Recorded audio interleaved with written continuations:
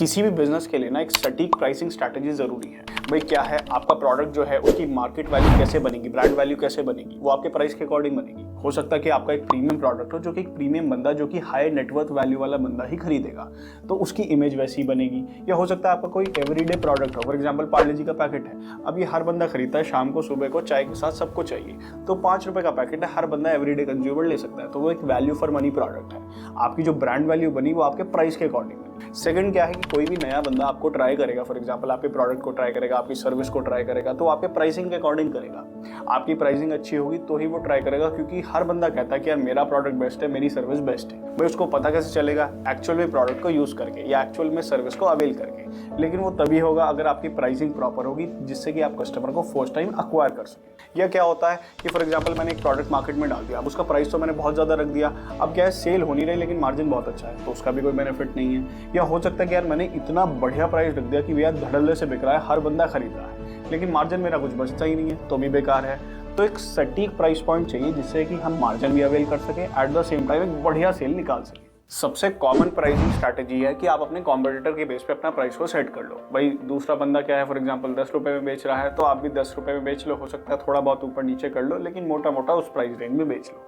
अब इसमें क्या होता है कि मोस्टली कमोडिटाइज मार्केट में सबसे ज़्यादा चलता है कि यार आपकी कोई यूएसपी तो है नहीं, सभी का प्रोडक्ट सिमिलर है, तो उसी प्राइस रेंज में बिकेगा। लेकिन इसकी सबसे बड़ी लिमिटेशन ये है कि किसी और के हाथ में आपकी डेस्टिनी है। इसका मतलब क्या हुआ, फॉर एग्जांपल एक बंदा यार 10 रुपये की आइटम बेच रहा है, अब आप क्या है 10 की 10.5 की तो बेच सकते हो, लेकिन आप 15 में नहीं बेच पाओगे।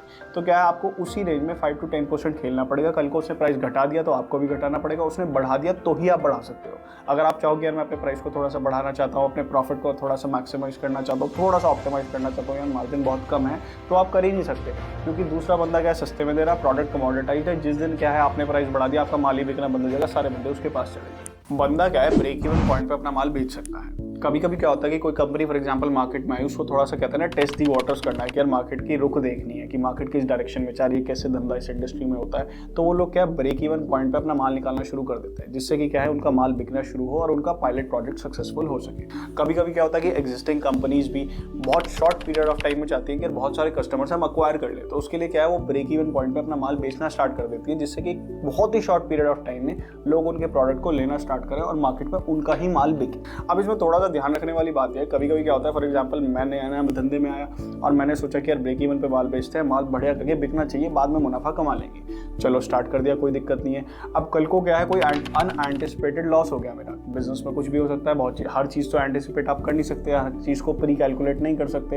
या फॉर एग्जांपल कुछ ऐसा खर्चे हो गए जो कि आपने ध्यान ही नहीं दिया था कि ऐसा हो भी सकता है, आप मार्केट में नए नए आए हो, तो उससे क्या होगा कि आप एकदम लॉस में चले जाओगे। और आप नए धंधे वाले हुए, आपके डीप पॉकेट्स नहीं हुए, आपके पीछे कोई बढ़िया पैसा लगाने वाला बंदा नहीं हुआ, तो आप एकदम मार्केट से बाहर हो जाओगे, आप बैंकरप्सी की तरफ चले जाओगे। और ऐसे केसेस एक्चुअल में होते हैं, बहुत सारे केसेस मैंने खुद देखे हैं। अच्छा, हो सकता है कि आपका बिजनेस मॉडल ऐसा हो कि फॉर एग्जांपल हम एक प्रोडक्ट बेचेंगे, उस प्रोडक्ट को सिर्फ बेचेंगे इससे कि कस्टमर को अक्वायर कर सके, उसके बाद एक रिकरिंग रेवेन्यू हम जनरेट करेंगे और उस रिकरिंग रेवेन्यू से हम अपना मुनाफा कमाएंगे।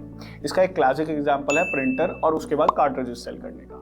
भाई फॉर एग्जांपल हम एक प्रिंटर मैन्युफैक्चरर है, हमने क्या करा, प्रिंटर मार्केट में निकालने हैं, ज़्यादा से ज़्यादा लोगों को प्रिंटर देना है, चाहे उसको हमें रेट टू रेट ही देना पड़े, कोई दिक्कत नहीं है।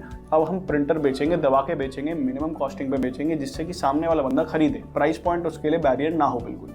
और फिर सेकंड क्या होगा, अब हम कार्ट्रिजेस बेचना स्टार्ट करेंगे। अब कार्ट्रिजेस पे हम अपना मुनाफा कमाएंगे, जब हम रिफिल करने जाएंगे तब हम मुनाफा कमाएंगे, लेकिन वो तभी पॉसिबल है अगर हमारे प्रिंटर दबा के बिक रहे हैं और हर बंदे के पास हमारा प्रिंटर हो। आप अपना ना टाइम बेसिस पे चार्जिंग करना स्टार्ट कर सकते हो। भाई कॉमनली आप देख लो अकाउंटिंग फर्म्स या होता है लॉयर की जो फर्म्स होती हैं, एडवोकेट्स की फर्म्स होती हैं, या फॉर एग्जांपल कोई कंसल्टिंग फर्म भी होगी ना, वो पर आवर के बेसिस पे आपको चार्ज करेगी कि यार हमारे 4 घंटे लगे फॉर एग्जांपल, या 8 घंटे मैन आवर्स लगे और पर घंटे के हिसाब से हमारा इतना चार्ज था और इतने हम आपको बिलिंग करेंगे। इसमें सबसे बड़ी प्रॉब्लम क्या आ गई कि जब आपका नुकसान होगा तभी आपके सप्लायर का फायदा होगा। फॉर एग्जांपल यार मैं किसी को अकाउंटिंग कर रहा हूँ, अब मैं 4 घंटे की जगह 8 घंटे की बिलिंग कर दूँ, जिसको मैं जस्टिफाई कर सकूँ, क्योंकि ट्रैक करना बहुत मुश्किल है कि भाई मैंने 8 घंटे काम करा, और तो मेरी बिलिंग बढ़ेगी। एट द सेम टाइम सामने वाले का नुकसान हो रहा है।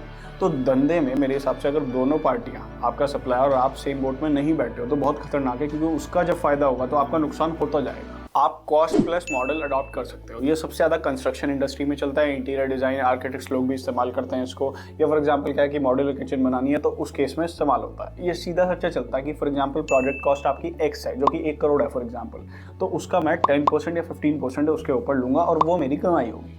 अब इसमें प्रॉब्लम सेम आती है, जैसे हमने पहले डिस्कस करी कि यार आपका सप्लायर और आप दोनों ऑपोजिट बोर्ड में बैठे हो, एक बंदे का फायदा होगा तो दूसरे का नुकसान होगा। कैसे भाई? फॉर एग्जांपल आपके आर्किटेक्ट के पास ऑप्शन आता है कि यार फॉर एग्जांपल ये 80 रुपये की टाइल भी लग सकती है और एट द सेम टाइम 400 रुपये का इटालियन मार्बल भी लग सकता है। क्वालिटी में हो सकता है थोड़ा बहुत फर्क हो, लेकिन यार टॉप फ्लोर पे लगना है इतना फर्क भी नहीं पड़ेगा, क्योंकि मेन रूम तो आपका मेन डाइनिंग रूम ही है जहाँ पे लोग आएंगे, तो वो 5 गुना आपकी कॉस्ट बचा सकता है। लेकिन वो बचाएगा नहीं, वो आपका इटालियन मार्बल ही लगाएगा और आपको कन्विंस भी कर लेगा, क्योंकि आपका पहला घर बन रहा है कि भाई साहब एक ही लगाओ, आपको यही लगाना चाहिए, आपका फर्स्ट टाइम घर बन रहा है, एक बार ही तो बनना है, अगले 20 साल बाद कौन सा बनना है, और आप लगवा भी दोगे और आपका वहाँ पे नुकसान हो गया बढ़िया करके। और ये तो सिर्फ एक एग्जाम्पल है।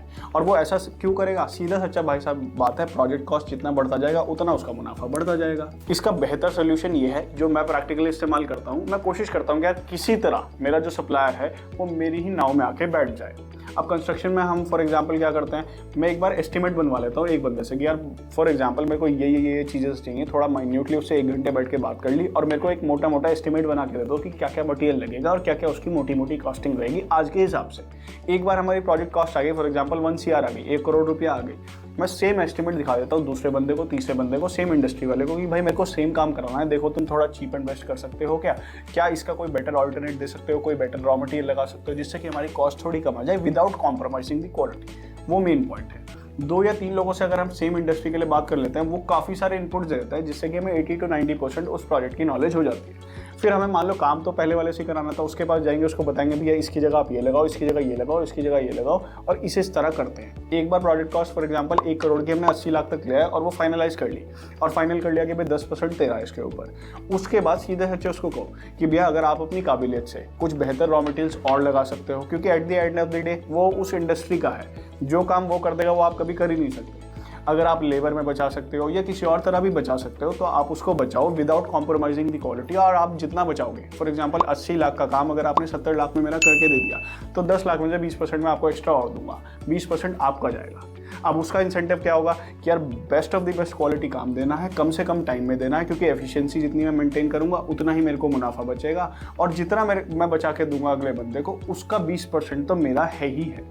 तो वो बंदा आपका पैसा बचा के देगा और फिर ना वो फर्जी बिल लगाएगा, ना वो बिलों को इन्फ्लेट करके लगाएगा कि यार 100 का माल खरीदा 150 का बिल बना दे यार उससे पैसा लेना है। ये सब जो उल्टे सीधे काम है जो कंस्ट्रक्शन इंडस्ट्री में बहुत कॉमन चलते हैं, ये आपके प्रोजेक्ट में नहीं होंगे। आप एक पैकेज की कॉस्ट निकाल के दे दो। ये उन इंडस्ट्रीज में ज़्यादा होता है जब आपको पता हो कि यार हमारा कस्टमर को ये रिक्वायरमेंट तो है, एट द सेम टाइम ये भी चाहिए, ये भी चाहिए, ये भी चाहिए, ये भी चाहिए, और कंबाइंड जब वो लेगा तभी उसका काम पूरा होगा, चाहे वो हमारे से लेना ले, लेकिन कहीं ना कहीं से तो लेगा ही लेगा। फॉर एग्जाम्पल डिजिटल मार्केटिंग है। फॉर एग्जाम्पल मेरा क्लाइंट है, मैंने कहा कि मैं आपके लिए वेबसाइट बना के दूंगा, लेकिन अगर आप वेबसाइट बनाने के साथ साथ मेरे से सोशल मीडिया का भी कराते हो, जिसमें कि मैं आपके 2 हैंडल करके दूंगा, एक तो इंस्टाग्राम करके दूंगा और उसके बाद यूट्यूब करके दूंगा, जिससे कि आपके पास ट्रैफिक आ सके। इंस्टाग्राम में मैं डेली आपको एक पोस्ट बना के दूंगा, उसके बाद जो यूट्यूब है पर वीक आपको आपके एक प्रोडक्ट की शॉर्ट्स बना के मैं अपलोड करूंगा।